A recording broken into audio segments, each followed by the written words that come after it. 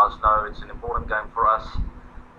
We have an opportunity to really keep pushing hard and keep knocking on the door of the playoffs, and also sort of sending a message to the other teams that we are here to finish top of the log and not just to qualify for the knockouts. I really think we have the ability to do that, but we know it's not going to be easy. So all the focus on the next game, we're going to try and do the basics well and try and find a way to get the momentum behind us and then run with it.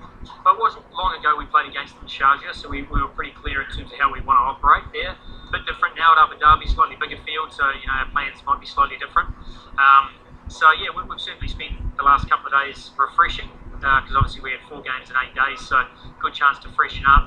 But we've had 2 good trainings the last 2 days. So first day was a rest, second day big outdoor training, and then today just to top up. We had a meeting today to sort of reset and refocus around things that we've done really well for the first 9 games, but knowing that that's gone now and we've got to move forward. And finishing top of the log, having been the most consistent team out of 14 games against the best teams in the IPL, so we'll definitely be aiming towards that. We know we'll have to focus on one hurdle at a time. Yeah, I think we know that Dubai and Sharjah and Abu Dhabi are slightly different wickets.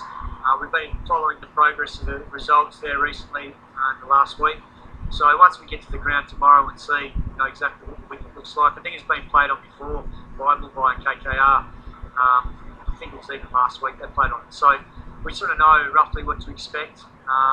It was a good wicket when we played there against Rajasthan, so we'll obviously take that into account and finalise the 11. 4 key points that come to my mind on top of my head are, like you said, the biggest ground boundary damage, 75 meters all road, but obviously different wickets play a valid role.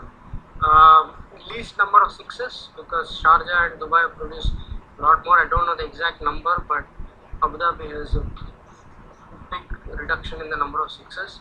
I would say maximum number of 2s, just on top of my head, and which is an area that we are very good at. We are number 1, so that should help. Maximum value for spin, I think spinners have been most effective in Abu Dhabi, both innings. They go at 7.3 or something, so that's a key point. So the breeze plays a big part in Abu Dhabi. In night games, I believe the breeze picks up, and hitting to the wind, hitting against the wind, bowling, same for spinners and the fast bowlers, I think so. The breeze, it's a much open ground, whereas Dubai is a closed stadium, Sharjah is a closed stadium, Abu Dhabi is an open ground, so the breeze factor, high catches. So I think the breeze factor is another very important. Yeah, look, we've been blessed with a pretty good run with injury and all that, so I think that's a byproduct of obviously the hard work that Basu and Evan have done, support staff have done with the boys physically.